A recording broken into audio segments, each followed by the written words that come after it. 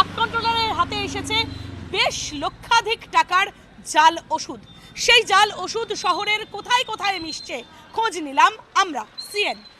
এখন নকল ওষুধ তো কিছু বোঝা যায় না, একই জিনিস প্রায় একই ডিজাইন দেখাচ্ছে, কিন্তু ভিতরে কি হচ্ছে আমরা বেশিরভাগ হোলসেল বাক্স বাক্স বিক্রি করি। পরীক্ষা তো না, ওরাও তো অ্যাকচুয়ালি ডাইরেক্ট সিএনএফ থেকে পারচেস করছে, তো পরীক্ষা তো করার জায়গা নেই কি এটা কি আমাদের কোনো টেস্টিং ল্যাব তো নেই আমাদের কাছে কি আমরা টেস্ট করে দেবো?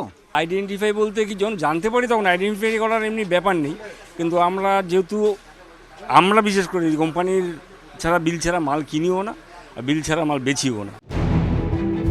জাল ওষুধ খালি চোখে বোঝা সম্ভব নয়। পুলিশি ধরপাকড় হলে কানে আসে জাল ওষুধের রমরমা ব্যবসা, এমনটাই বলছেন হোলসেল বাজারের ব্যবসায়ীরা। তবে তারা ওষুধ সংস্থার বিল ছাড়া মাল কিনেও না, বেচেও না, দাবি করলেন বাগরি মার্কেট এবং মেহতা বিল্ডিং এর ব্যবসায়ীরা।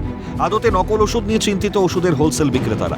মানুষের কম দামে ওষুধ কেনার প্রবণতা যেমন রয়েছে, তেমন কিছু ব্যবসায়ীর অসাধু উদ্যোগকেই দায়ী করেছেন তারা। মানুষ কম দামে ওষুধ কিনছে, কোথায় কত শতাংশ ছাড় তার খোঁজ করছে মানুষ। এটি একটি কোম্পানির ওষুধ এবং একটি কোম্পানিতে এই যে বারকোড রয়েছে, এই বারকোড যখনই কাস্টমার স্ক্যান করবে তখনই এই ওষুধটার ডিটেলস, অর্থাৎ কোথায় তৈরি হয়েছে, কিভাবে তৈরি হয়েছে এবং কি তার প্রোডাকশন, তাছাড়াও কবে এটার ম্যানুফ্যাকচার হয়েছে এবং কবে এক্সপায়ারি, তাছাড়াও এটা কি কাজে ব্যবহার হয় সমস্ত কিছু জানা যাবে। কিন্তু ঠিক তার পাশেই একটি ওষুধ রয়েছে যেটিতে বারকোড নেই, শুধুমাত্র দাম লেখা রয়েছে। এটা ক্ষেত্রে জানতে কাস্টমারের সমস্যা হবে। ওষুধের দোকানগুলিতেও চলছে ডিসকাউন্ট দেওয়ার প্রতিযোগিতা। ধর্মতলার ফুটপাতে জামা কাপড় বিক্রির মতন ওষুধের দোকানগুলি কেউ 10%, কেউ 15%, কেউ আবার 20% পর্যন্ত ডিসকাউন্ট দেওয়ার প্রতিশ্রুতি দিচ্ছে। এই কম দামে ওষুধ দেওয়ার প্রতিযোগিতার ফলেই বাজারে ঢুকছে নকল ওষুধ। মত বাগরি মার্কেট, মেহতা বিল্ডিং এর হোলসেল মালিকদের। এই দুই হোলসেল মার্কেট ঘুরে জানা গিয়েছে নকল বা ভেজাল ওষুধে কোনো সংস্থার নাম উল্লেখ থাকে না। কোথাও আবার বড় সংস্থার জেনেরিক ওষুধের একটা বা দুটো অক্ষর বদলে বাজারে চলে আসছে নকল ওষুধ। প্রতি ওষুধে বারকোড আবশ্যিক করার ডাক দিচ্ছেন হোলসেল মার্কেটের ব্যবসায়ীরা। আপনি কি জানেন যে এই ওষুধটা যেটা আপনি কিনছেন সেটা আদতে জাল নাকি সঠিক? না, আমি কি করে বলবো? এটা ডাক্তার যেটা লিখেছে, ওষুধ দোকান দিয়েছি, আমায় দিয়েছে। সময় এরকম হয়েছে যে ওষুধ কিনতে গেছেন সেই মলিকিউলের অন্য ওষুধ দিচ্ছে, নামটা চেঞ্জ করে দিচ্ছে, এরকম ওষুধ পেয়েছেন কোনোদিন? না, আমি যখন আসি এটাই পাই। এটাই নেন। ওষুধ আপনাকে দিয়ে দেওয়া হয়, আপনি কি বুঝতে পারবেন? না, অনেকে কিছু কিছু মানে নাম একটু এদিক ওদিক থাকলে ওটাকে বলে চলবে। ওটাকে বলে চলবে? কোথা থেকে বলে, মানে কোথায় এগুলো হয়? এটা মানে হসপিটালও বলে।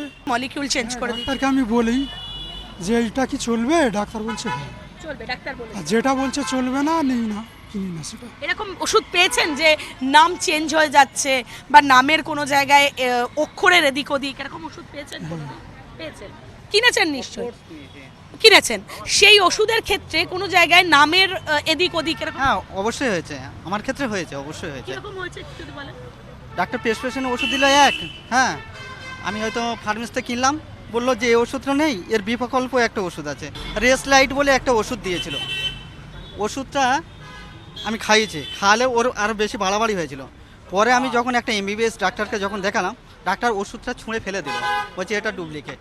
এবার জাল ওষুধ বুঝবেন কি করে, বা জাল ওষুধ আর সঠিক ওষুধ চিহ্নিতকরণ করবেন কি করে? এই রোগীকে এই একটা প্রেসক্রিপশন দেওয়া হয়েছে, এই প্রেসক্রিপশনে মলিকিউল লেখা রয়েছে, অর্থাৎ কোনো ওষুধের নাম লেখা নেই। সেরকমই এই ওষুধের ক্ষেত্রে এই বাইরে থেকে এই ওষুধটা তারা কিনেছেন, এই রোগীর পরিবার এটা কিনেছেন। এবার আমি একটু দেখাবো, ঠিক তার পেছনে এই যে রেজিস্ট্রেশন নাম্বার রয়েছে, রয়েছে বারকোড, এবং এই বারকোড ঘষলে কিন্তু উঠছে না, অর্থাৎ এটা জেনুইন বারকোড।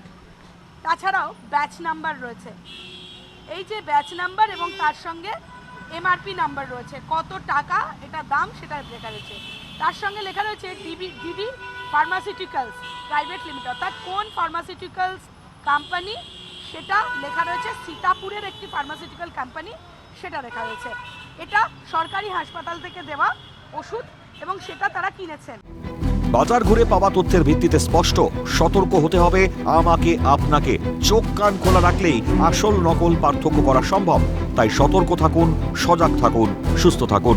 ক্যামেরায় সায়ন চক্রবর্তীর সঙ্গে অভিরূপা হাজরার রিপোর্ট, ক্যালকাটা নিউজ।